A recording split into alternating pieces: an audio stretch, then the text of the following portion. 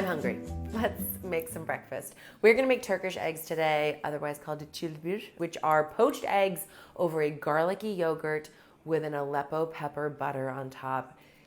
It's out of control. It's not all that common in America to have yogurt under your eggs, so I understand if that's not immediately like, I gotta have this, but some of you may have seen versions of this dish made because I feel like it did blow up on TikTok a few months ago, and I'm excited to show you my version, which is extra buttery and garlicky and herby and gives lots of little fresh moments. It's so filling, it's protein packed. You serve it with some kind of crusty, glorious bread for dragging through that super flavorful base of, perfectly poached eggs and yogurt. And I think you're gonna fall in love with cider. So I've eaten this dish a number of times in Turkey, along with another egg dish, which we have to make, called menemen, which is like scrambled, it's like softly scrambled eggs in with tomatoes and peppers and a little bit of like cream. It's beyond. It is so succulent, delicious. We're not making that today. We are making cider because it seems so simple and yet such an exotic combo of things that you're probably eating separately but not together, and it's divine together. But no one has taught me how to make this dish. So I'm like relying on taste memory of what I've eaten. I've also done some research on recipes online, and I can tell already that it's going to be one of our favorite dishes. But we're plucking and pulling in and then putting some daphneoz in because that's what we do. So here I have some thick Greek yogurt or Turkish yogurt if you have it. This is going to be garlicky situation, which is wonderfully health supportive and just means you need to get whoever you'll be hanging out with for the rest of the day to hang out with you and enjoy this breakfast too. This is gonna be too much garlic. I'll probably use half of this, but you know what? Having minced garlic ready to go, never a bad thing. You will find a way to use it. Now, meanwhile, in the background, I have 2 pots of water coming to a boil, just so they're ready to go when I am ready to cook. So we're gonna warm the yogurt over one of them, and in the other, we are going to poach some eggs. Perfectly poached eggs, guys. There are a couple culinary techniques that I feel like really make you feel like you owned your kitchen space. A perfect roast chicken is one of them. Making bread, which is one that continues to elude me, is definitely one of them.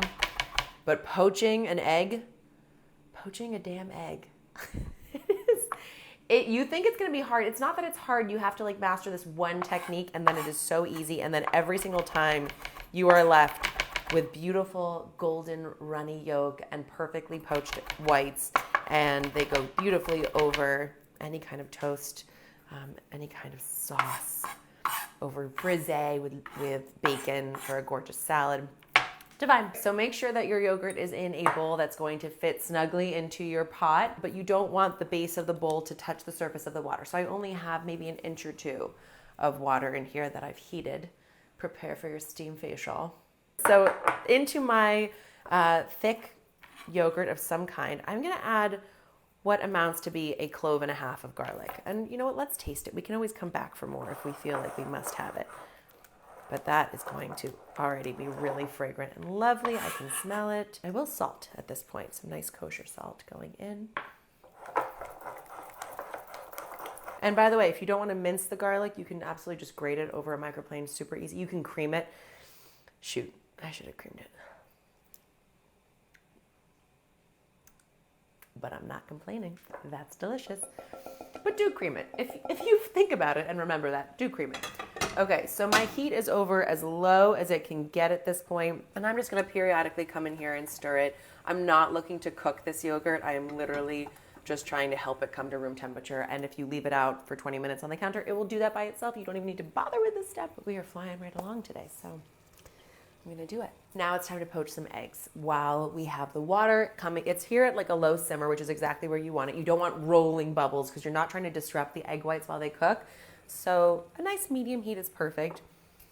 You gotta add some vinegar to this water. I'm gonna go for like at least 2 tablespoons right off the top. Any kind of light vinegar works. Distilled white vinegar is perfect. Apple cider vinegar. I'm using rice wine vinegar today because it's what I had. That is just going to help the egg whites hold together in a beautiful shape. It is not going to make your eggs taste like vinegar, don't worry. When it comes to making a beautiful poached egg, you need eggs. maybe you learned. Maybe you gathered. You'll need some eggs. I'm gonna make 2. And the funny thing is, you'll probably have seen that sometimes when you get an egg, there's a watery white to it. And that is what can make kind of like a stringiness in your poaching experience. So the way to get rid of that is to crack your egg into a sieve, and it will just drain away any part that is too liquid and not going to be beautifully held together.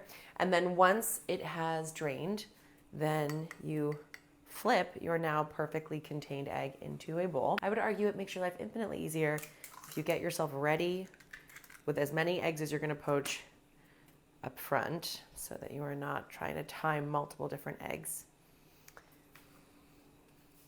Okay, beautiful. I've got my 2 eggs ready to go. Now here is where the magic and witchcraft happens. You are going to come to your gently simmering water that we added our vinegar to, and you are going to swirl it. Swirl, get a little vortex going here, okay? And now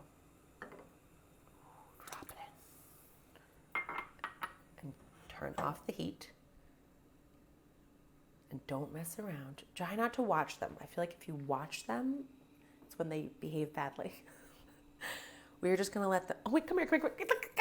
I'm not gonna watch them, you watch them. Look, the egg white's set up beautifully. It's only gonna take like 3 or 4 minutes here. I've turned off the heat. This is a nice little technique that Nigella Lawson shared with me via her website that I have found really works very well. If you keep it simmering, it also cooks a little bit faster, but I find that this turn it off and let it sit here like 3 to 4 minutes technique is pretty generous. I forgot about the yogurt. Luckily, it's gonna be fine, but I am gonna take it off the heat now. Hot, and just give it a quick stir. And it just gets a little bit soupier here, and warm and delightful. Delicious. Okay. You guys are so happy. I'm sorry. This is a phenomenally beautiful pair of poached eggs, if I do say so myself. All right, we're almost ready to go. Let's get some bread toasting. Oh gosh, is there anything like a crusty, warm from the oven loaf of sourdough?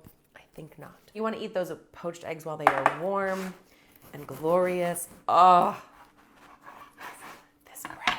Guys, oh my gosh, this bread is just phenomenal. I want like a nice, gorgeous thick slice. Get your butter, half stick. Put it in your pan, which you have over a medium-high heat. Don't forget about your eggs, because we want them nice and runny still in the center. Butter into pan. We want it to start browning. Beurre noisette. Butter hazelnuts. Butter that tastes of hazelnuts. The little bits of the milk solids in the butter start to caramelize and turn that light golden brown. It gets so fragrant and nutty. It's divine. And once it hits that beautiful melting, slightly browning stage, we don't want like super brown butter, but slightly browning butter, then we're going to add the Aleppo pepper, which is a mild heat pepper. It's really not anywhere as spicy as sort of your traditional chili flake, but it does have this beautiful pungent orange color. It has a little bit of heat to it. It's very bright though. It's like, there's almost like just a freshness to it, even though it's dried chili flake. If you can't find Aleppo pepper, do a few pinches of crushed red chili flake, or another pepper of your choosing. It's just to add a little color and a little spice and seasoning. But if you can get your hands on this stuff, I highly recommend. Also, some sweet paprika is a really nice sub, or smoked, if you want it smoky. I'm not gonna go pinch of cayenne if you want to heat, but this is the authentic and traditional. Okay, so it's happily hopping away over here. I'm gonna add a decent amount of this pepper because I love it, and I love that it does make it this like vibrant orange color, which is beautiful. So shake away, baby, shake it.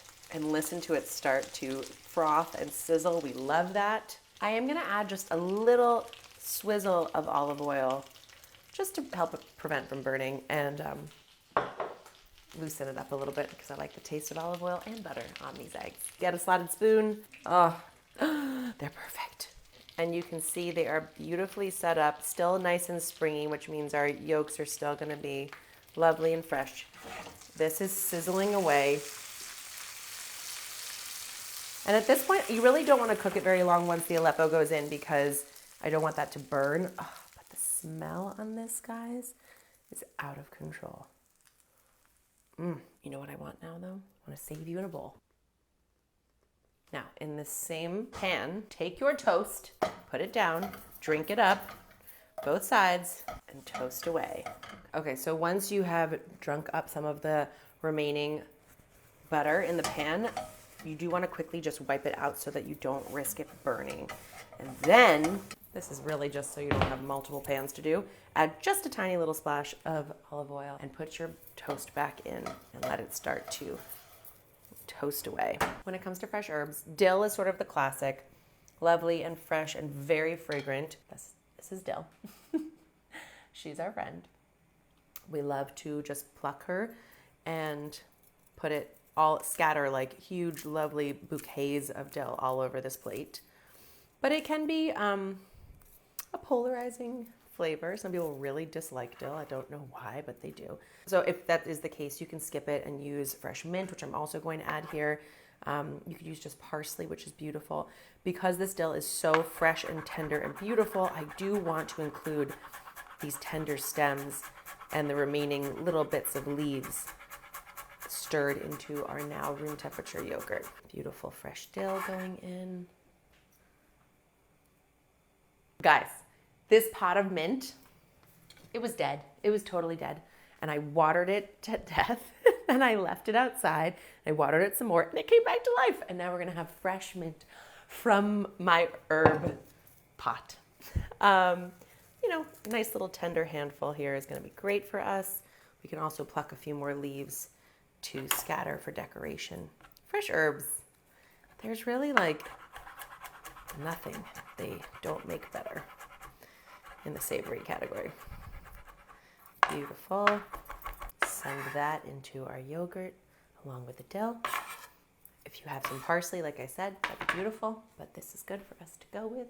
We have our fresh dill ready to garnish. There is a restaurant in London called Granger & Co. that has an Australian owner whose name I'm blanking on right now, but they serve these breakfasts, and I wonder if this is like something widely found in Australia because I've never been and I'm dying to go. And if this is a widely, held breakfast tradition, then I am so jealous and we must bring it here. But they have at the restaurant, they have on the menu this gorgeous plate of zucchini fritters. I'm like just remembering this like beauty of seeing like lovely fried little balls come out with tons of fresh herbs, garlicky yogurt, and big diagonal slices of cucumber to like dip through everything. And there's something wonderful about having a little fresh crunch of a raw cucumber to help you along as you're enjoying this otherwise very rich and delicious meal. So I am just going to slice myself a few little. Maybe you can tell I'm having a little wanderlust moment here. I'm like missing all my travels and missing getting to explore and taste novel ways of preparing things. And the good news is that cooking lets you travel without ever leaving home. So we're gonna bring it all to the plate today. For serving, I'm thinking it could be kind of gorgeous in a bowl like this, okay? So the first thing we're gonna do is put down a lovely dollop of our herbed and beautiful yogurt. Beautiful. Now for a few ladles of our beautiful Aleppo butter. Oh my gosh. Just this alone, I am very happy with.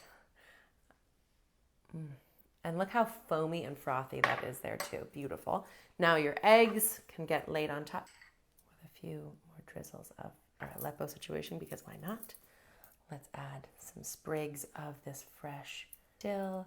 Not overwhelming, but enough so that it really highlights the dill in the yogurt. And because we did add mint in there as well, I do want to add just some torn mint right over top. I have lemon here, which I don't think is necessary, but I have it here, so I'm going to add it here just for a little pop of freshness over top.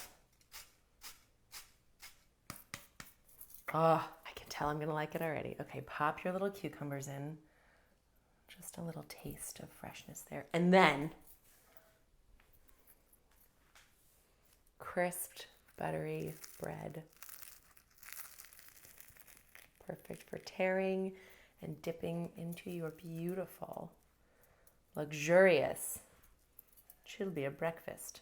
How do I put that in? I don't know. I kind of want to serve it on the side because I don't want to mess up this beautiful display. Okay, ready? First, just look at this. First, we just got to see. Oh, over the top. Over the top. Now we got to see this. Crispy, crunchy, soaked through with that spiced, buttery goodness. Mm-hmm.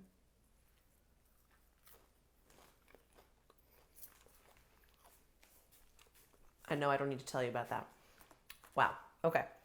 Should we taste? Let's taste. I'm so excited to see if it lives up to the taste memory. Oh!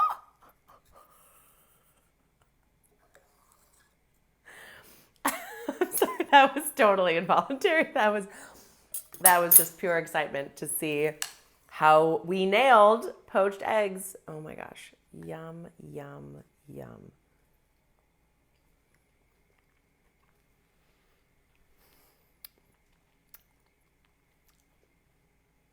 Guys, it's a shame that it took us till now to make this dish. Because when I tell you, this is one of the most satisfying things to sink your teeth into. The creaminess of the yogurt, the richness of the egg, the bite from the garlic and the herbs and the lemon and the Aleppo pepper and that slick of butter, and this crunch of toast. All right, fine, I'll try the cucumbers.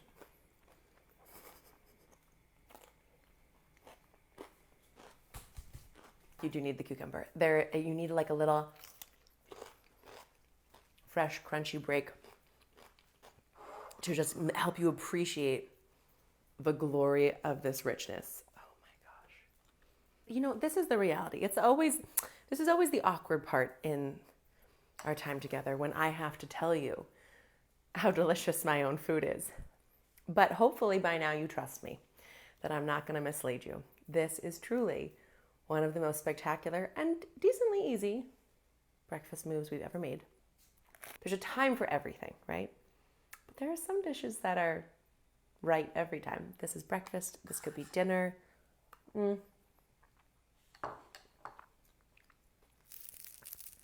Make it and prepare to be transported to the shores of the Bosphorus and be very, very happy. Ta-ta!